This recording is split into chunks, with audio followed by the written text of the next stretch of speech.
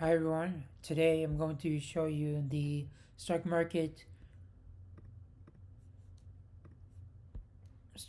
prediction for the data analysis internship. Let's grow more. So here I'm imported the dataset and did a couple of visualizations, and after that I went into the explanatory data analysis where I did the pre-processing and checked for no values and zero values, and then I printed out some of the data visualization after manipulating and wrangling with the data set. So here I converted the date column into a date time object. So I printed out the date, month, and year value. So here the scatter plot chart shows a increase in the value over the years for the high value. And here again shows similar to the high value in the low per year. Here the stock market is for the trade value, the total trade quantity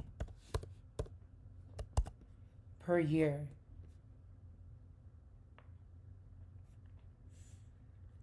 For the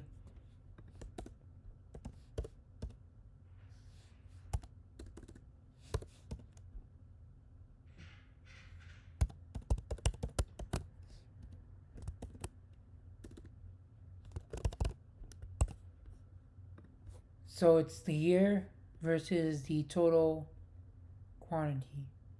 So it's the total quantity per year for the stock market, and you can see how it's very there's a lot going on here, and because that's the value we could see in the data set here, that's very high in values for the stock market. So here I plotted the close value for the date for the year.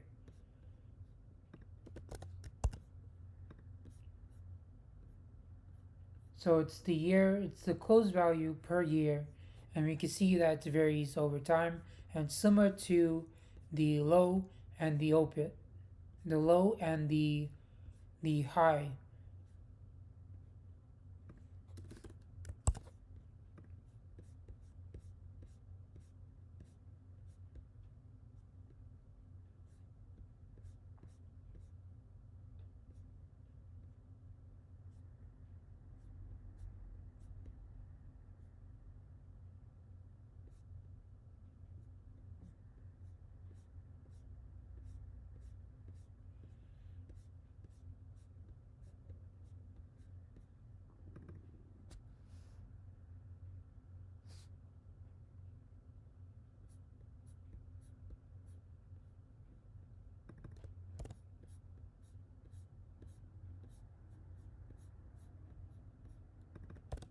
So here I'm printing out the last value in the data set, the last column in the data set. So here again, it's just printing out the year.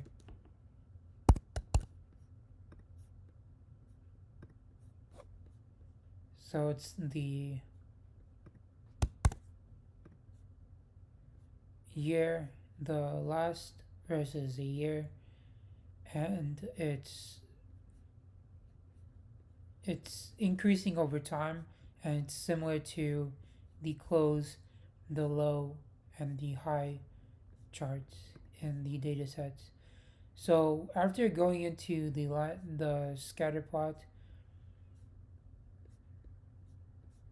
I just printing out the scatter plot again, but this time I hued it. So I hued it based off the close route, and it's over the years, but it's over the years, and it's for the total trade quantity for and it's skewed by the close values.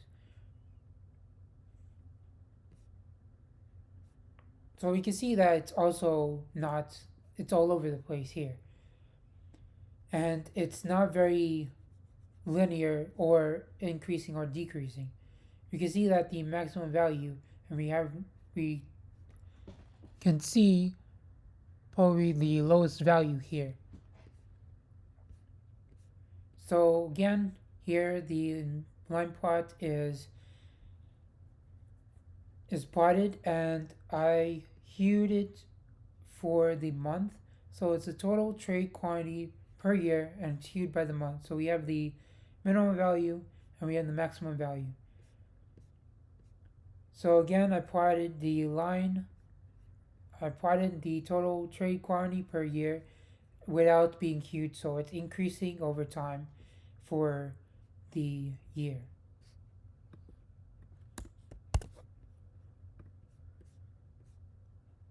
So this one is for the open value.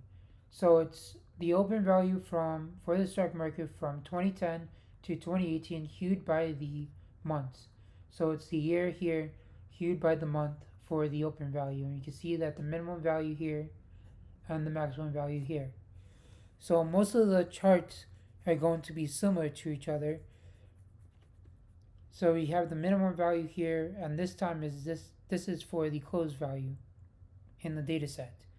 But it's hued for the month, the year, and the close value. Here we see that it's hued for the month, and similar again with each other for the other charts that were shown. So here is the heat map, and you can see that the correlation between each other. So in order for it to have a correlation, meaning that if one value increases, the other has to increase, and that has to be between -1 and 1. So if one value is increasing, the other value has to decrease as the other increases if the value is closer to 0. And it also has no linear trend between the variable if it's closer to 0. If it's 1, that means there's a linear trend between the variable, and one increases with the other. So here I just displayed the describe method that we used for the dataset, because if I use the dataset, it's going to be a lot, and it's going to be a big, giant, huge heat map, and it wouldn't be useful. So here is the correlation value for the stock market. So I just plotted the describe method, and from that describe method I found the correlation from the describe method that we use without actually plotting the data set. So if I change this to the data set itself, it's going to give me a value.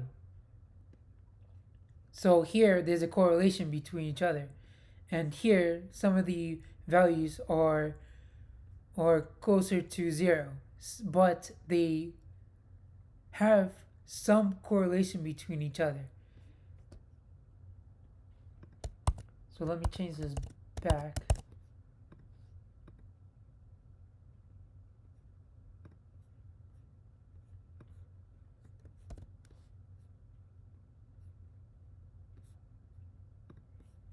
And then create another one.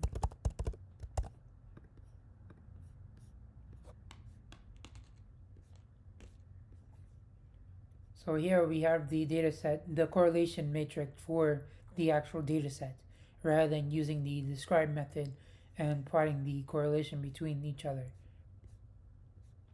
So this one, you can see that the variable are closer to 0 don't have somewhat linear relationship between each other. However, the red one has a linear relationship, and we can see that from the charts.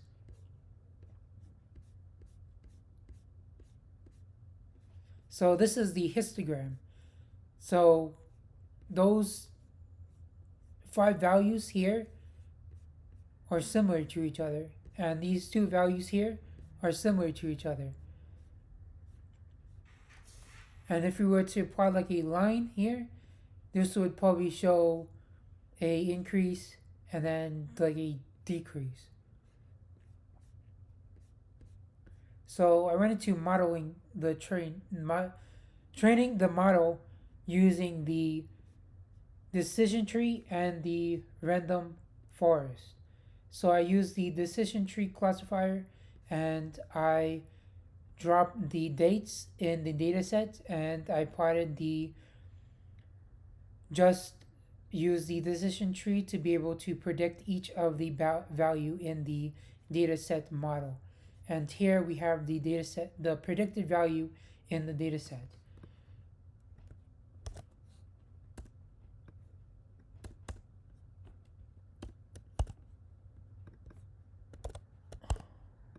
So I'm going to uncomment